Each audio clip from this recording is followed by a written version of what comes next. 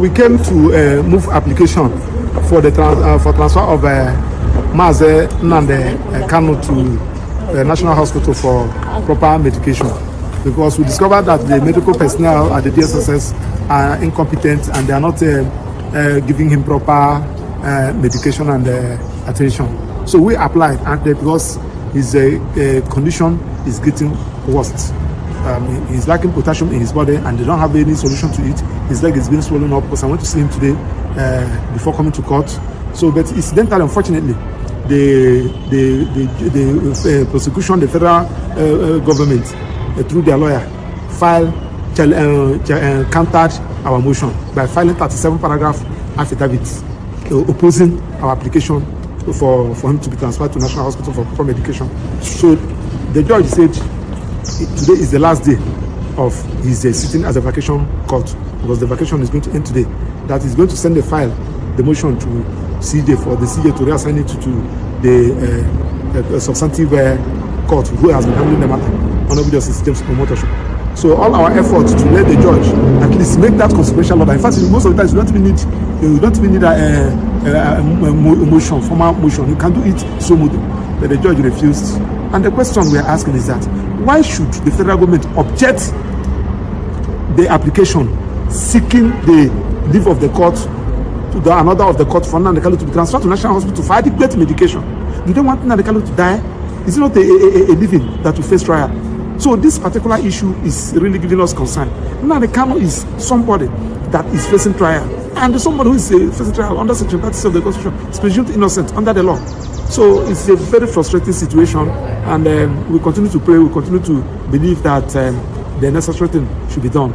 We are going to follow the file up and to ensure that the file is listened to the court who has been handling the matter, and see whether it can give us a date for that motion to be had before 10th. That is where we are, and that's the update I said let me just give you. So he said that I should greet you people, lovers of freedom and those who believe in justice.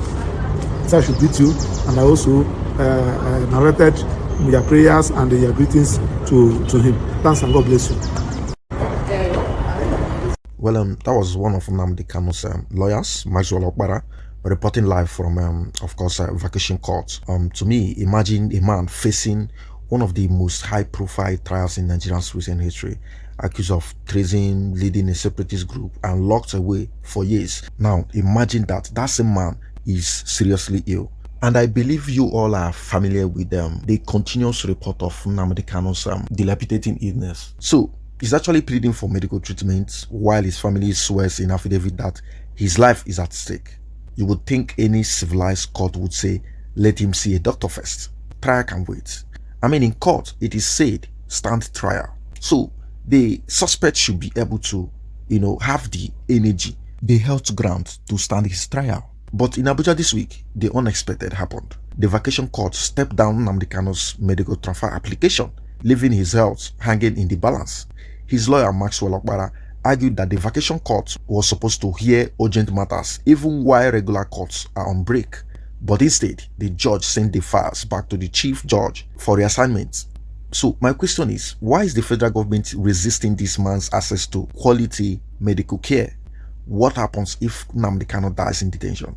And what does this momentum reveal about law, politics, and human rights in Nigeria? Because when we do the things we do as a nation, we should always apply conscience for the sake of international image. Today, I'm going to, break this all down. Now, talk about what really happened in court. On the day of 15th September 2025, Nnamdi Kanu's legal team, led by Maxwell Okpara, appeared before the vacation judge of the Federal High Court in Abuja.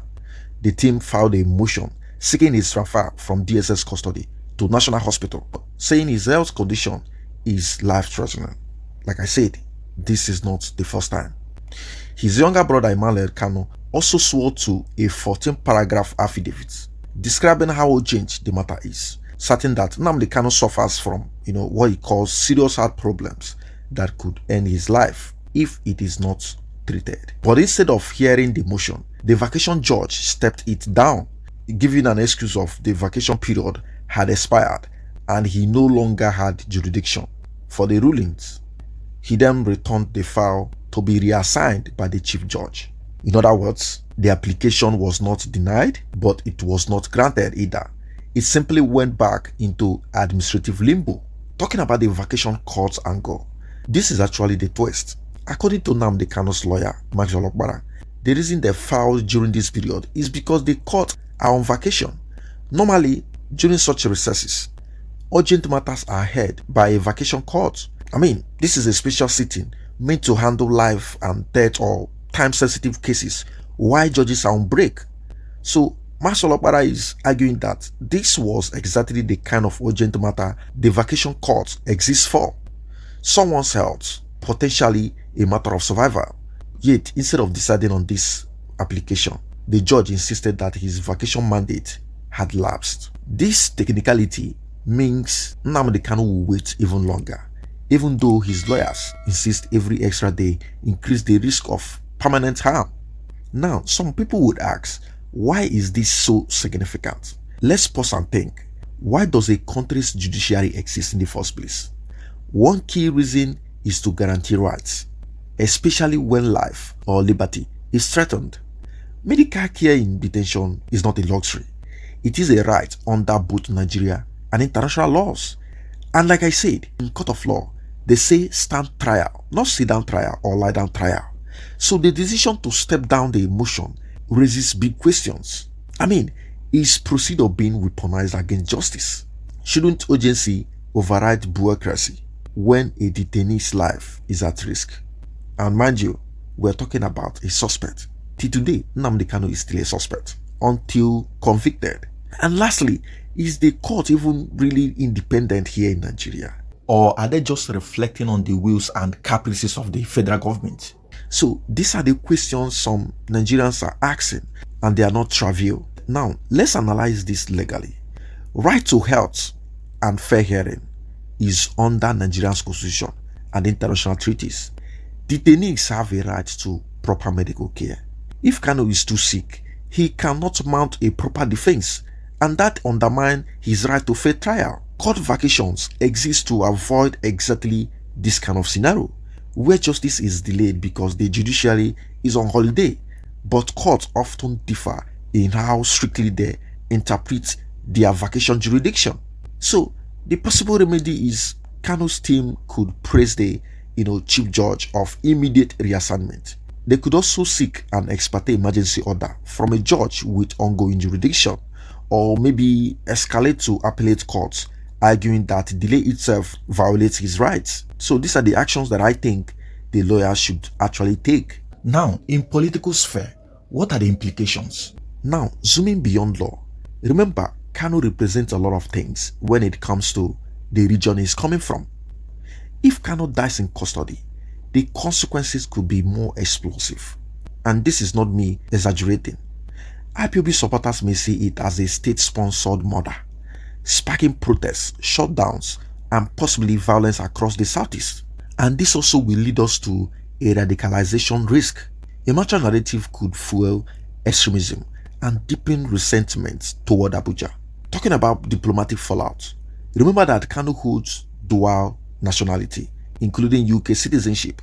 So his death in detention would put Nigeria with potential sanctions, travel bans, and pressure from human rights groups intercontinentally. So for ordinary Nigerians, it reinforces the belief that the government can bend courts at will, and that's what the government wants is what the court rules. So this is why the stakes are so high.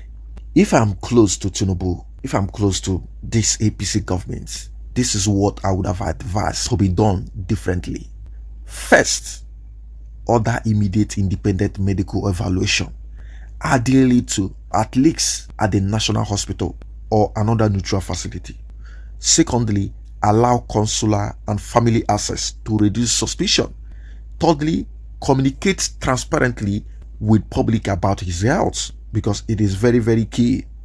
Fourth, ensure trial is fair, meaning the accused is fit enough to defend himself in court. Instead, delays, secrecy, procedural hurdles only breed mistrust. So that is what the federal government should do. Now, what do we expect? What are the possible scenarios ahead? If this is heading to a good case, Fide is quickly reassigned, Kanu is transferred for treatment and the trial will proceed transparently, then if it is worst case, there's going to be continued delays, health collapse, potential death in detention, followed by national unrest and international condemnation. So it's left for the federal government to take its own will. So whichever path Nigeria takes will reveal a lot about the true strength or weakness of its democracy. Remember, like I do warn, is in a public domain and the whole world is watching. And like I do say, Kanu's case can never be resolved by all this gra that's going on. It can never be. It's only a political roundtable that will sort this whole thing out, because his case is purely and completely political. So this is the news, and to me, I wish him a good health. I wish nothing happens to him, because that's going to be a dangerous outing for both Nigeria and the international communities. So my audience, this is where we are today for the case of Nnamdi Kanu, a man accused of treason and the government watching closely. Nnamdi Kanu's medical request was not denied, but not granted either, and in that gray zone lies danger, because already justice delayed could very easily become justice denied. Ladies and gentlemen, like I do say, this case is more than a legal technicality. It is a test of Nigeria's justice system, a measure of how the state treats not just its opponents, but the rule of law itself.